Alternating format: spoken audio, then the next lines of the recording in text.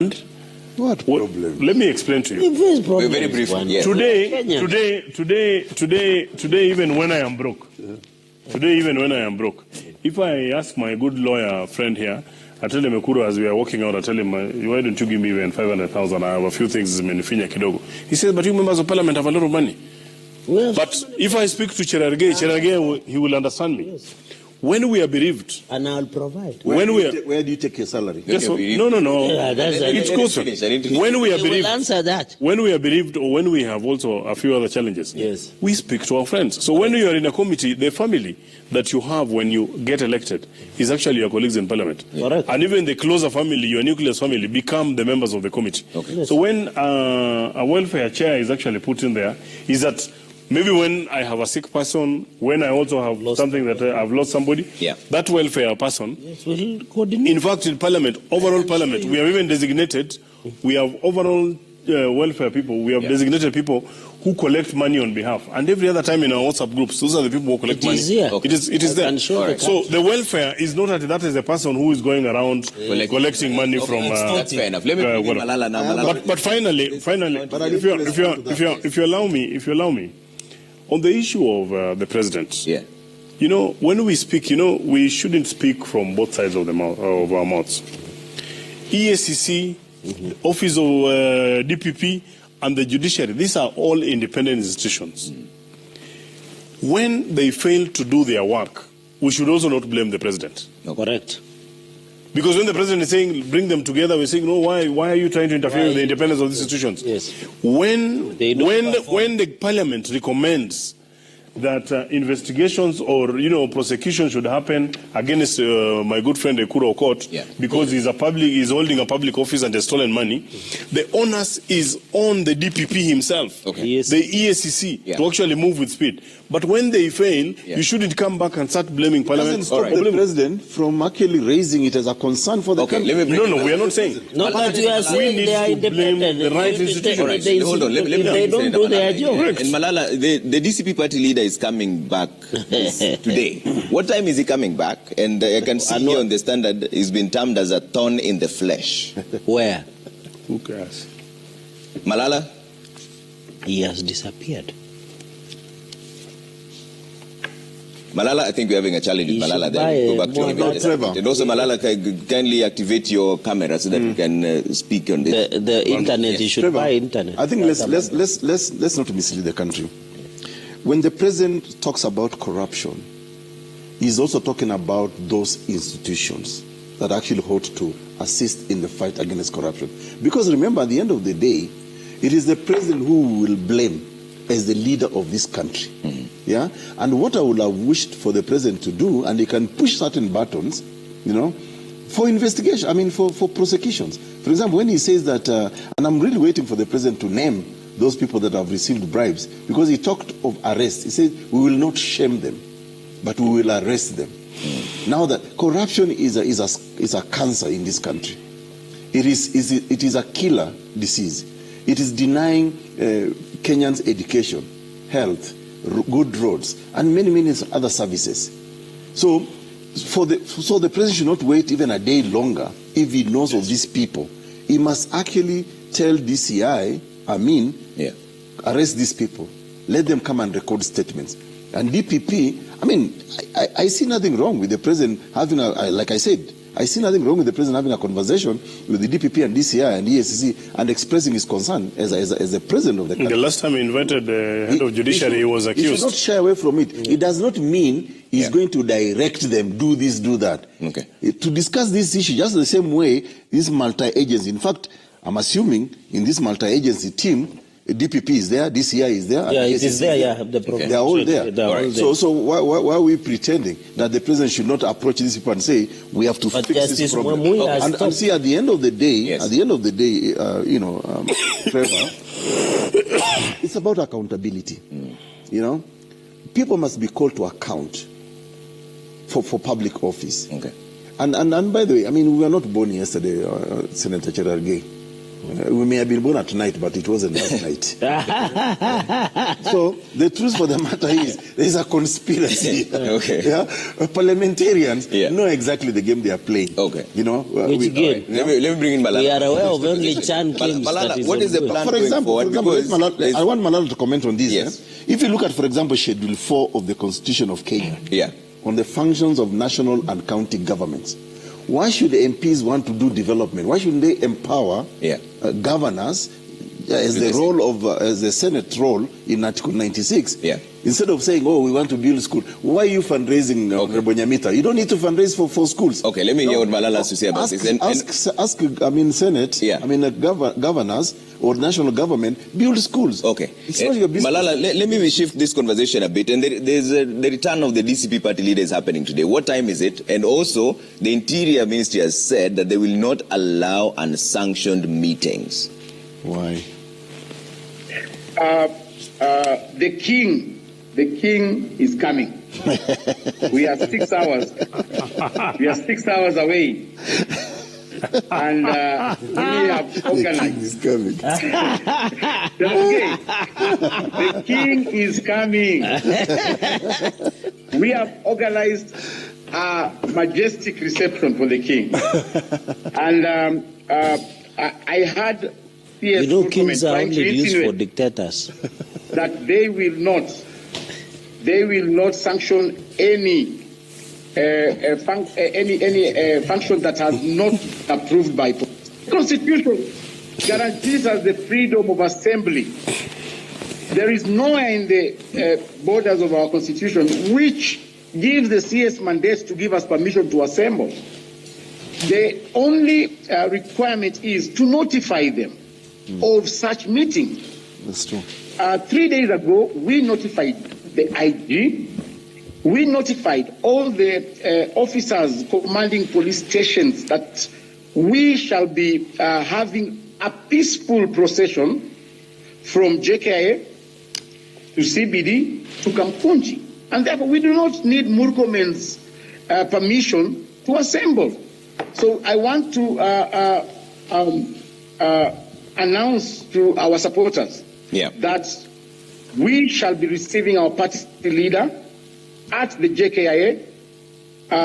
People have traveled from across the country, all the way from Tesoland, Kuria, Luo Nyanza.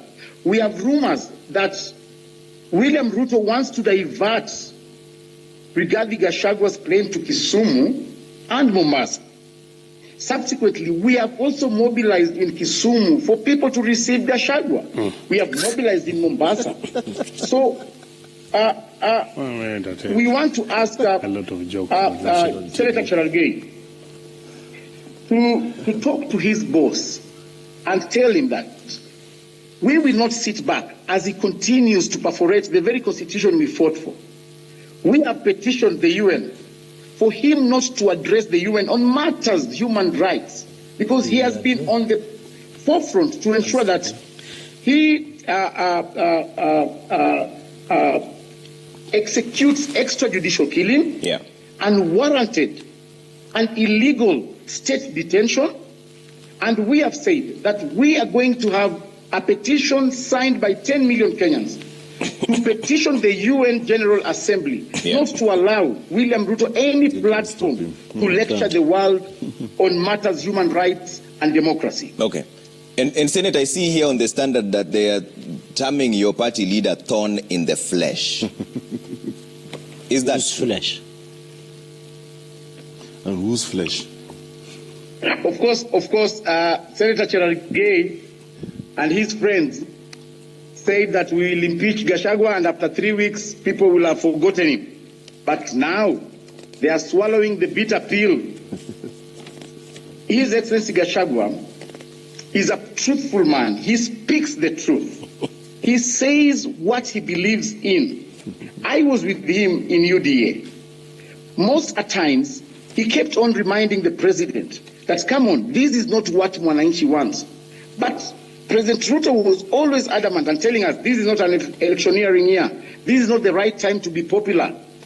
I want to ask Senator Cherargei that the person you underrated called Rigathi Gachagua is now a thorn in your flesh. Rigathi Gachagua is going to ensure that William Ruto is a one-term president.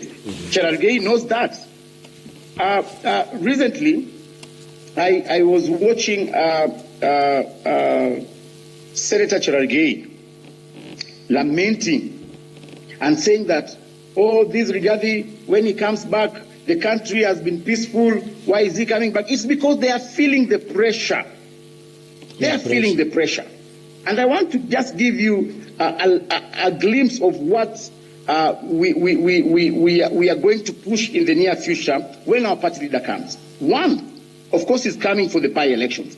But we are compiling all cases of extrajudicial killings, illegal state detentions. We want this government to be accountable. Okay. We are going to present a case to the ICC so that this government is accountable for the killings. Recently, Raila Odinga and William Ruto sat down and agreed about compensation of the victims who were killed during demonstration. From our end, we support the compensation, but we are saying no justice without, no compensation without justice. Because we must address the issue of how are the victims getting justice. Okay. That is the core issue. Before we talk about money, because we've seen the president rewarding people scoring goals in Harambee Stars, 2.5 million, 3 million. We want to know if you can give a player 4 million, 5 million shillings, what about life? Okay. How much is life? Ekuru has a question for you. These are the things that... Senator, I have a question for you. Yes. You know, when you speak of Gachagua and the way you speak about him, in that nice way you're speaking about him, but this only came after the fact. If Gachagua was really a truthful man, why didn't he resign after seeing what kind of person William Ruto is and what kind of government he is? We had to remove him. No. Before you removed him. Yeah, that's what I'm saying. We had to remove him. Yeah, so why didn't Gachagua actually resign after seeing that they rot in government? Why didn't he resign voluntarily? And why is he even fighting his impeachment in court? Yes. Beautiful. Gachagua was voted by the people of Kenya, not William Ruto. And therefore, it was only the people of Kenya who gave him that mandate. But he lobbied. And the ones Can I answer on that part? If only close. Remember, Gashagua's impeachment, and I want to remind you, Honorable Cherargei, Gashagua's impeachment did not emanate from the public. Gachagua impeachment emanated from William Ruto, who had now become a pathological liar to the people of Kenya. It was Mwengi Mutuse. Can we answer? Let me. Mutuse was you know that. Okay. No. Can we answer you? Can we answer you? First, by the way, there is no king that is coming. If you hear somebody saying there is a king, those are dictators. Number two, the tone in the flesh is this guy, whenever Rigathi has been in the country, the country has been unstable. There has been many looting, disruption of peace. That is the currency. He's selling the currency of dictatorship. The king is a metaphor. No, but it is language used by dictators and dramatists. I wanted to say this on the issue of by the way, it is Rigathi Gachagua that lobbied President Ruto and used even threats and blackmail to select him as the running mate. He knows that. When the members of Mount Kenya MPs were called at Karen at the official deputy president's residence when William Ruto was running as a president, he got only 2 votes. He got his own votes and I don't know who. In fact, it's Professor Kindiki who got all the votes. After he realized he had lost, he went and brought the wife and also went ahead to blackmail and threaten, and that is why he's locking off. Because he has realized that's why he's locking off Malala. Why did Ruto then pick a person who lost? That is why I'm saying. He cried and said, Your Excellency, I was arrested naked. I'm in court because of you. He was crying wolf. So out of humanity that the president had, he's a good gentleman because he was only one-term member from Madeira. And that is why I'm saying Senator Malala and Kenyans will see the reason why we impeach this fellow. Because when he was talking about shares like Turkana, where you come from, he used to say you didn't vote for government. There is no. He went to Luo Nyanza. Yeah. He was telling Akina Mark that you don't have shares. No, so that is the reason. We saw the reason for impeachment of Gachagua, and if you are just to exchange, if you are to exchange the name Gachagua and put William Ruto, the list will even be longer. Okay. Why are we not allowing? No, he is making wildest allegations. You cannot substantiate. We've run out of time. You cannot accuse Raila of being outside. Allow him to finish. Even you, we cannot accuse you. And switch off all the. Go and receive.